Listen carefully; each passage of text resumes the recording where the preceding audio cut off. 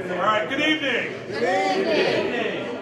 Welcome to our Honor Wall and Police Museum dedication. My name is Lieutenant William Maceman. I'm the chairperson for the Lobby Historical Display Committee. On behalf of the committee and the Racine Police Department as a whole, I thank you all for taking your valuable time out of your day to join us as we gather together to step into the past of the Racine Police Department.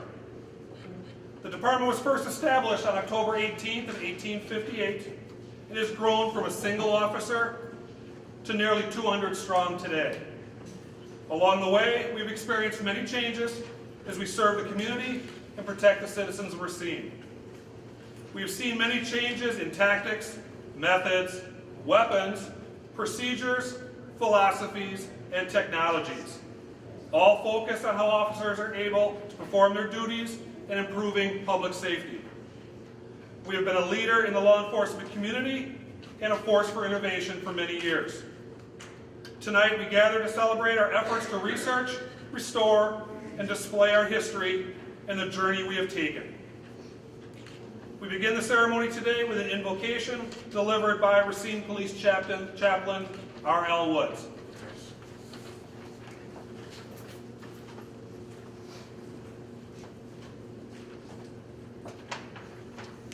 Most gracious Heavenly Father, even as we are positioned here within the confines of our lobby, that now is dedicated in your presence as a museum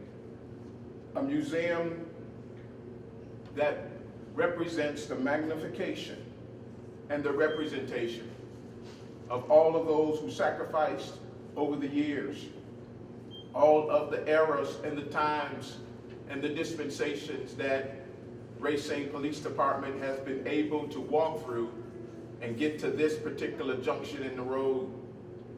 We ask of you on this day to allow this place to be a moment in our history as we are gathered here historically to say thank you. Thank you for all of the contributors. Thank you for the vision, the insight, and the wisdom, the unification and the togetherness that represents one Racine. A Racine, Lord, that you are constructing to be an honorable city in your region, in your name, in Jesus' name, amen. Amen.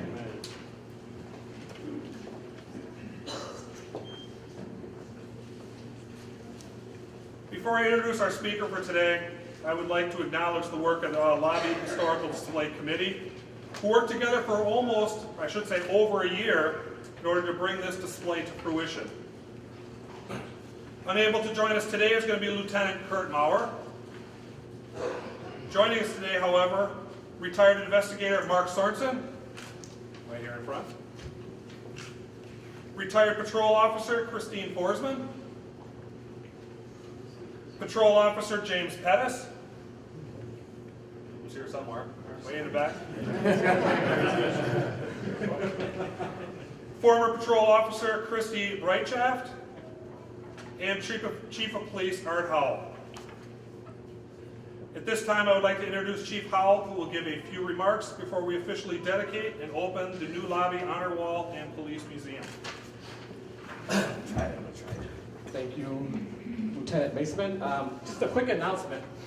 When this project began over a year ago, Lieutenant Maceman was the chairperson, and now that the project is complete, last week it was announced that Lieutenant Maceman will become Deputy Chief Maceman. So congratulations.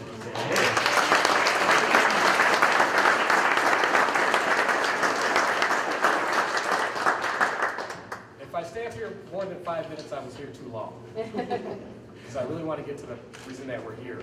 But community policing is a collection of stories. And I just want to share a couple quick stories. I'm going to tell you the purpose, the reason that we did this, and then I'm going to share a couple quick stories, and then I'm going to get on to the more important part of the evening. 3 reasons we're here. We want to first honor our fallen. This was the centerpiece of what we want to do tonight, is honor our fallen.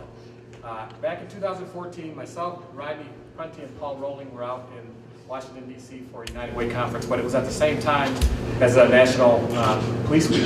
And there's a phenomenal ceremony that goes on out there every year on May 15th. That's the day that President Kennedy set aside to honor our fallen and police in general. So Paul Rowling saw me scribing on the wall, getting etchings from our fallen. He was wondering exactly what I was doing, and I said, you know, Paul, I have this, I don't know if I could call it a vision, but I really want to do something to honor our fallen. There's a display case that you will see. Our fallen have been honored for many years, but it's a very small, modest display, and many people walk past it. Thousands of people come to this building every year, and they walk past it, and they don't know what it is. And I dare you to walk past this 10-foot and not know what it's all about. And I've watched people come in the building, and you know, sometimes you have to come here for unpleasant reasons. Maybe you were in an accident, maybe you received a ticket. But as you're standing in line to deal with that, and you stand before this, in the presence of these people who gave their lives, your disposition changes by the time you leave this building. So that's number one. We want to honor our fallen. The museum honors the ones who are still standing and the ones who have served over the years. And then the final group that we want to honor today is the community leaders that we literally stand on their shoulders. And Chief Polzine, if he were here, he would tell you that as visionary as he was, he wouldn't have been able to accomplish a great deal of what he accomplished without the support of the community. So 3 things. We're going to honor our fallen. We're going to honor those that are still standing. We're going to honor those whose shoulders we stand upon. So with that, I'm going to bring Rodney Prunty up to do one of our first presentations for the evening. And this will go really quickly, and then we can get to the museum. So Rodney. Thanks, Art. So, as Art alluded to earlier, he talked about how we were at the United Way Conference about 3 years ago when we took a trip to the police memorial. And, you know, when he talked about how Paul was just, you know, curiously wondering what he was doing and then wanted to join in and help him with getting those inscriptions, it was just really kind of true to Paul's nature. And so when Art asked me to kind of speak on behalf of my experience in knowing Paul, it was very easy to do. For those of you that know me, I like to have my remarks prepared. I like to go through it, but you know, in this case, it's easy to do off the cuff just because of the kind of man that Paul is. And really, what Art said kind of encapsulates the man. Here's a man who is curious, who cares, and who will go in and do what he can to do his part. You know, not only did he help in that capacity, but of course he was one of the generous donors who helped make this happen as well. But that's the kind of man that Paul is. He's a man who is compassionate, he cares about our community, and really doesn't ask for anything in return. It's just his nature. And it's always been very evident in my relationship and interaction with Paul over the years that I've gotten to know him better. So I'm honored. Again, thank you, Chief. And I feel that it's a privilege to present this Community Service Award to Mr. Paul Rowling.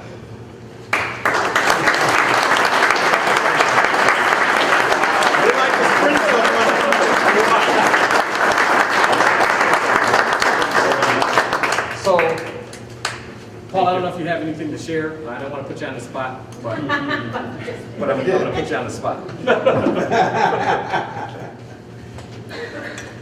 When I was at the police memorial with Art and Rodney, I could tell that this was very, very important to Art. It's very close and very near to his heart. And, you know, I like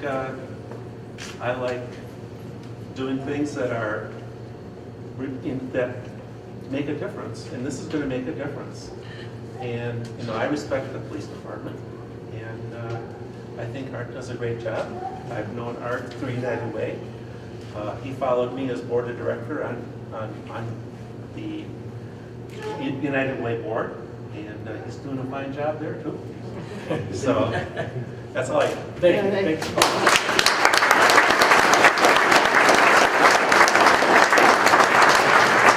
We're going to zip through the next few awards. Now, some of these people may be a little angry with me.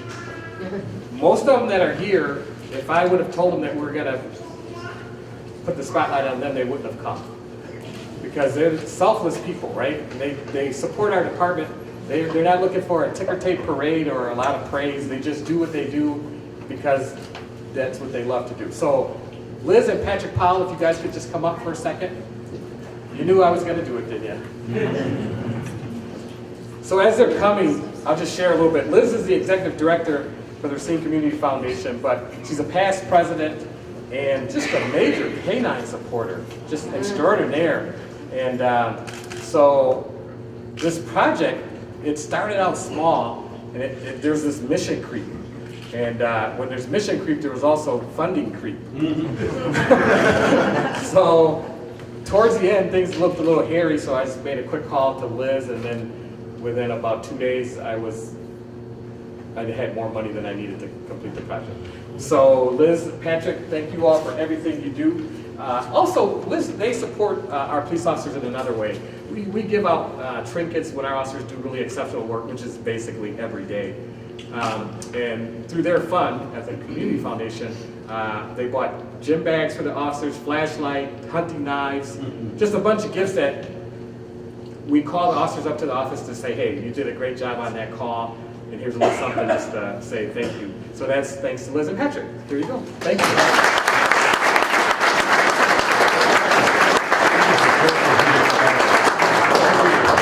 So, thank you, Art. Connie, are you here? So wait, Liz, don't go anywhere. So Connie, this is probably the problem with being Liz's sister. When I made that urgent call, if you didn't figure this out, they're twins. So I think Connie was one of the people that got a late minute call to help support the museum. And she did. So Connie, I just want to say thank you so much for your support as well. Sorry that Liz dragged you into this. Thank you.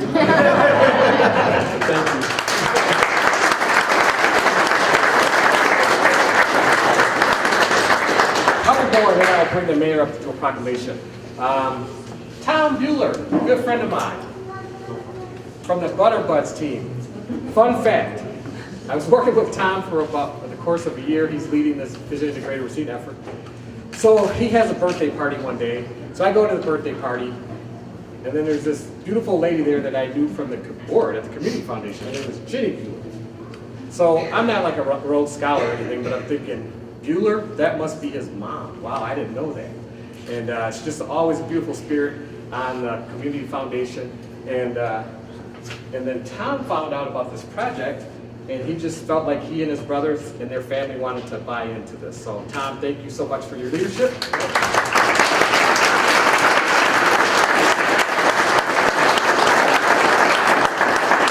Two more and we're on our way. So my good friend Marge Kozna, where are you? Marge. So Marge definitely would not have come if she knew that I was going to call her out. Yeah. Come on up, Marge. See, she's nice to you.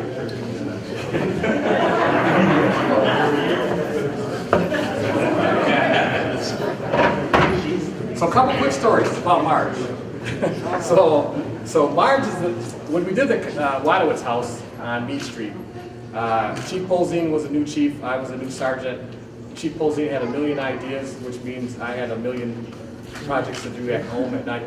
And my wife is here, she will attest to that.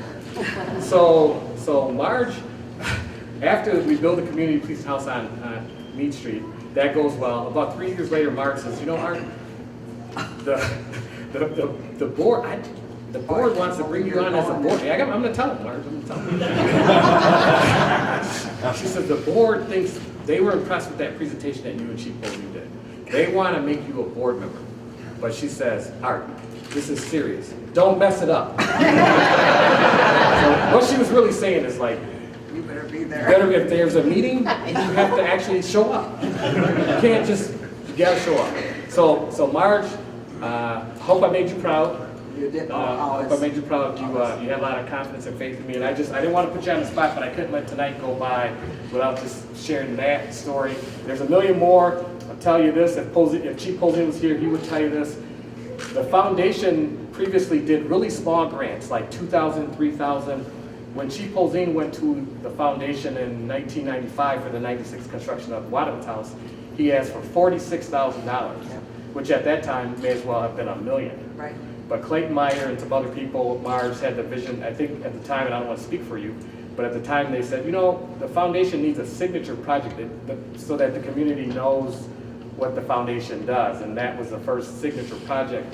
Not that they didn't do substantive work before, but that was a major project. So I think the assets were about $9 million in '95, and under Marge's leadership and now under Liz's leadership, the foundation pre-Brexit was over $50 million.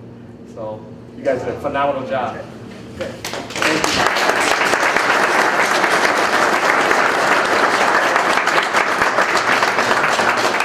So one final acknowledgement here. There's a company that Chief Polzin relied on heavily in this community, and that would be S.C. Johnson, a family company. And as you tour the museum later, there's a shot over there with Maria Campbell and Mike Truckee, and they're handing Chief Polzin a check for $28,000. That was pre-Wadowitz. That was for a house that we did on West 6th Street and Frank Avenue. So the Johnson family, all the way back to the community chest days, for 95 years, that family has supported 1 million different efforts in this community. And so we would be remiss if we let this evening go. Oh, I should mention that the sign isn't up yet, but the S.C. Johnson, a family company, sponsored the entire honor wall, and they contributed to the museum as well. So round of applause for them.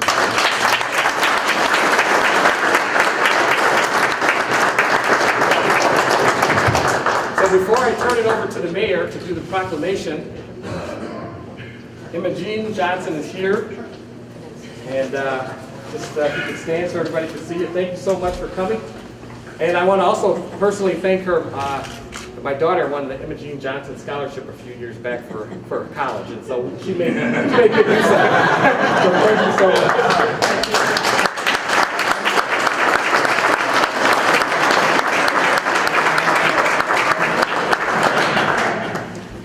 So with that, we'll bring up Mayor Dicker to do a proclamation, and then we can move on with the program.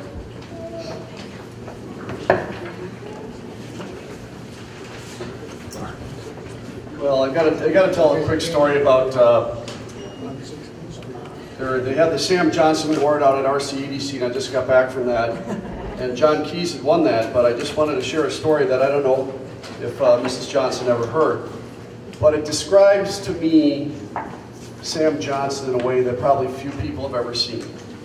So my mom is a 25-year bank employee at Johnson Bank, and she comes walking out the back door.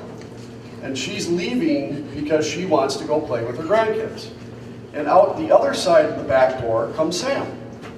And my mom looks and says, "Mr. Johnson, what are you doing?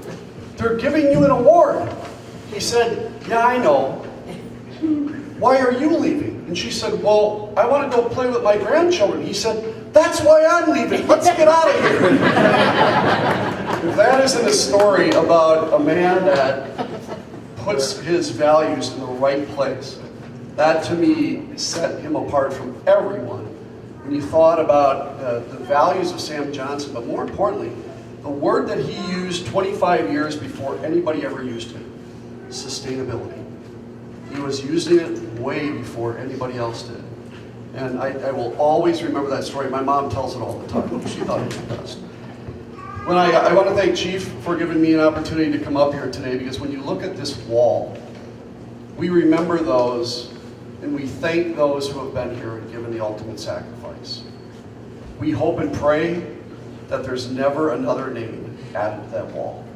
I pray to God that that wall never has another name on it, because our men and women are far too important.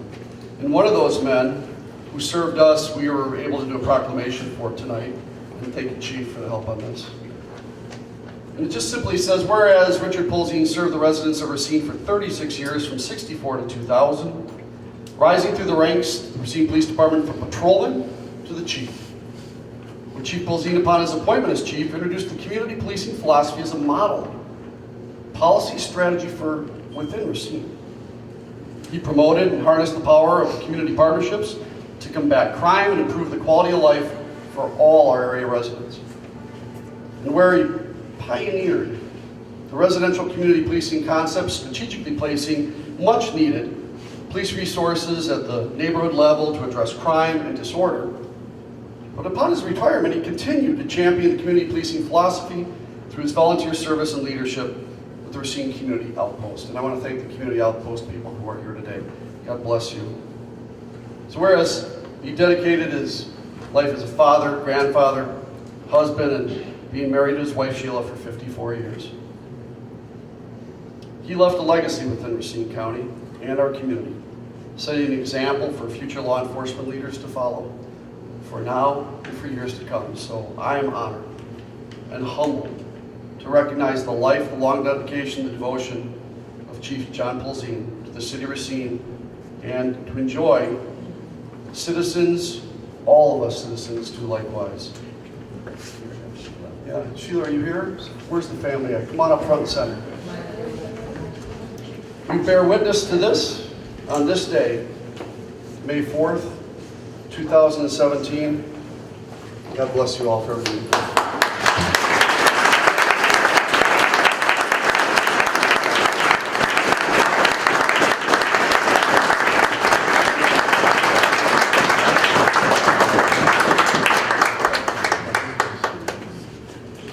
Want to get a picture of everybody? Photo op. I didn't wear my pants. Where's the where are they? That way? That way. The wrong way.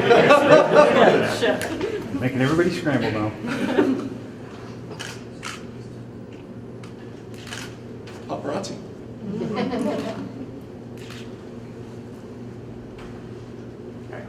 I believe. Yes, you can. Yes, you can.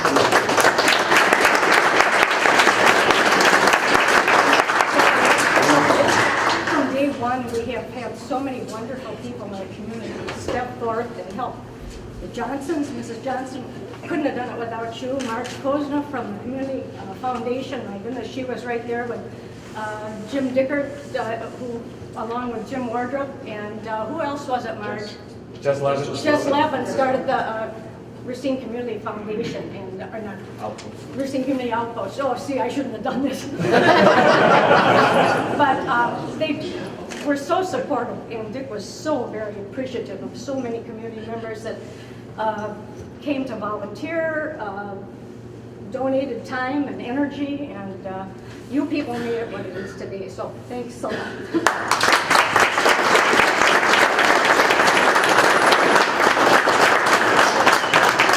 I just want to quickly amplify a couple things that Sheila said. We began to, obviously, for those of you who did not know, we lost Chief Polzin early this year, and immediately the community responded. Sheila and the family were invited to the Heritage Ball where the Wayman Church recognized his efforts, and then we went to the Racine Interfaith Coalition banquet a few weeks later, and then just now recently at the Volunteer Center, Chief Polzin was again honored, and then of course tonight. And so that hopefully will continue throughout the year as we mourn his passing but celebrate his life.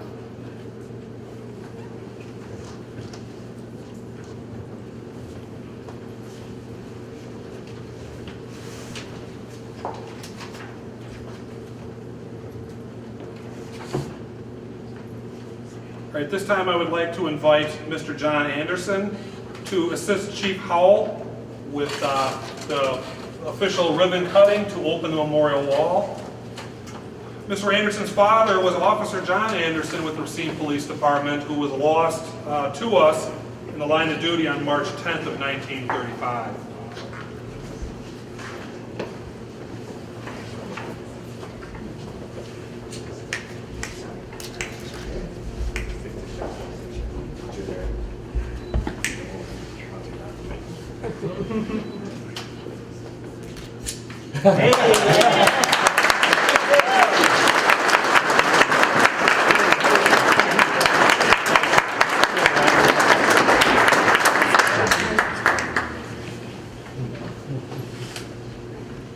And this concludes our program for today. Please join us for some refreshments over on the side table. And again, thank you for coming out today and helping us dedicate this lobby and celebrating our history. One more quick announcement. I see Claire. Could you come up for just a second? Claire from Image Management. We thought that we could do this museum on our own, but we were wrong. And also, Dwight, could you come up, please? I'm sorry. So, yeah, distinctive woodwork, right? This is the group. So we started out a bunch of cops trying to do a museum. So we put together a phenomenal team. But when we saw the cabinet being built, we were like, "Whoa, this is starting to be something really special." And distinctive woodwork. I don't know if you've seen some of the stuff they've done in the Milwaukee area and other places, but it's phenomenal. But we were just blown away. So once we had this really beautiful cabinet, we couldn't just decorate it ourselves. So we contacted Image Management, and they did a phenomenal job. So if you could just acknowledge the work that they did.